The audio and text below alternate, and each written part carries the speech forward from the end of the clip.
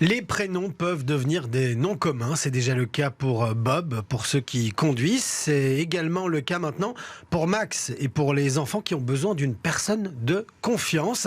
On va en parler avec vous, Nadège Bastianen, bonjour. Bonjour. Vous êtes coordinatrice du département prévention et développement de Child Focus, qui lance donc une campagne qui a déjà un an, mais on va en parler. Alors quand on dit à quelqu'un « je suis ton Max », on est qui pour lui ? Alors c'est très important, cette idée d'être le max d'un enfant. On est en fait la personne de confiance, on est un peu le référent, la personne avec qui l'enfant va se sentir bien, dans le contexte d'une relation bienveillante, d'une relation positive et surtout d'entraide. Donc je crois qu'on pourrait le résumer en disant que c'est vraiment être un max, c'est être la personne de confiance à qui on peut tout dire et qui va essayer de mettre des actions en place pour aider les enfants. L'enfant qui est son max, qui pourrait être dans une situation problématique. C'est un petit peu comme si on choisissait un parrain ou un grand frère. Alors j'aime bien votre exemple, exactement, parce que je l'utilise souvent. Ou une marraine ou une grande sœur.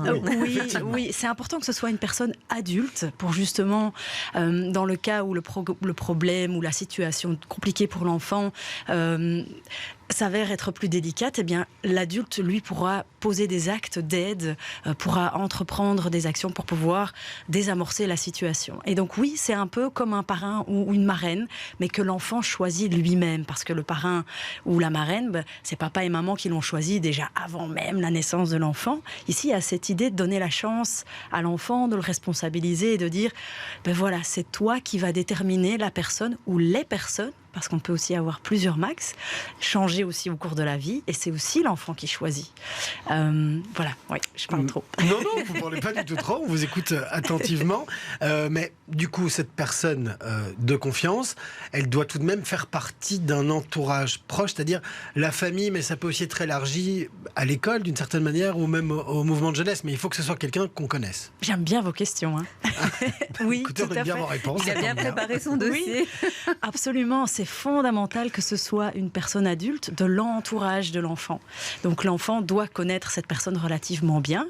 Et donc on exclut la possibilité, ou en tout cas on aimerait bien l'exclure, que l'enfant puisse faire une demande à un adulte pour devenir son max, par exemple de quelqu'un qu'il connaîtrait sur les réseaux sociaux ou en ligne. C'est fondamental que cette personne de confiance, le max, provienne de l'entourage et, comme vous dites très bien, aussi de l'entourage élargi. Et c'est parfois compliqué pour papa ou maman de se rendre compte qu'on ne va pas être le max. Oui, donc l'idée, c'est que ce ne soit pas justement les parents, parce qu'on peut dire d'autres choses à cette personne-là. Qu'est-ce qu'on dirait à son papa ou à sa maman ?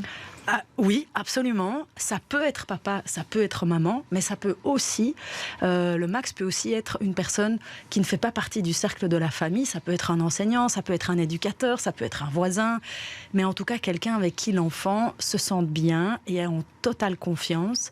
Et effectivement, pourquoi c'est important que ça puisse être aussi quelqu'un de son entourage plus large, au cas où un jour on a une dispute ou une difficulté avec papa ou maman, eh bien on a aussi quelqu'un avec qui en parler. Alors, à l'heure où on nous regarde et où on nous écoute, il y a quand même plus de potentiel max que d'enfants qui sont censés être devant leur télévision et leur poste de radio en DAB+. C'est vrai. Mais je voulais vous demander, c'est quoi les qualités qu'il faut pour être un bon max pour un enfant ? D'accord. Déjà, la première, avant même qu'on reçoive l'invitation, c'est de ne jamais, pour être un bon max, ne jamais se profiler comme étant le max ou en poussant l'enfant à être le max de cet enfant. Donc, ça veut bien dire que ce n'est jamais l'adulte qui, lui, va faire la demande, mais toujours l'enfant qui fait la demande. C'est fondamental. Et une fois qu'on a reçu cette demande, eh bien, on s'en réjouit, parce que c'est vraiment comme un titre de fierté. Et il y a des qualités essentielles qui sont d'abord l'écoute. Pouvoir être là aussi dans les choses positives, parce qu'être un max, c'est pas juste être là quand il y a un problème, mais afin d'assurer d'être là pour l'enfant quand il y a un problème. Il faut construire cette relation finalement depuis longtemps, ou en tout cas depuis le début aussi, en expérimentant des chouettes choses, en allant manger une glace, en rigolant. C'est comme ça qu'on instaure cette confiance. Donc pouvoir être capable finalement de créer cette confiance, cette relation privilégiée avec l'enfant. Et peut-être une troisième qualité aussi essentielle, c'est non juger, non jugeante, une attitude qui ne va pas juger quand l'enfant vient déposer son conflit ou son problème ou ses doutes, d'être là de manière neutre et bienveillante, et une écoute qui va être non jugeante, de ne pas blâmer, de ne pas poser un regard discriminant et de se dire je te comprends, je suis là. Donc être rassurant pour l'enfant, c'est peut-être la quatrième qualité, et sans promettre non plus de faux espoirs qu'on va résoudre, que dans le Max se trouve un super-héros qui va tout résoudre, mais en tout cas qui va aider l'enfant et ne jamais le laisser tomber.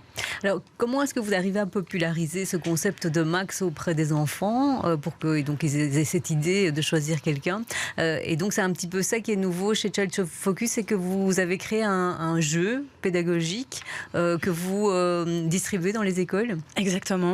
C'est aussi grâce à vous, les médias, qu'on arrive à faire passer ce message au sein des familles. Et parce qu'ici, c'est une campagne en fait qui est bicéphale, j'ai envie de dire 2 groupes cibles. C'est à la fois les enfants et qui s'adresse aussi aux adultes, donc pas facile au niveau de la communication.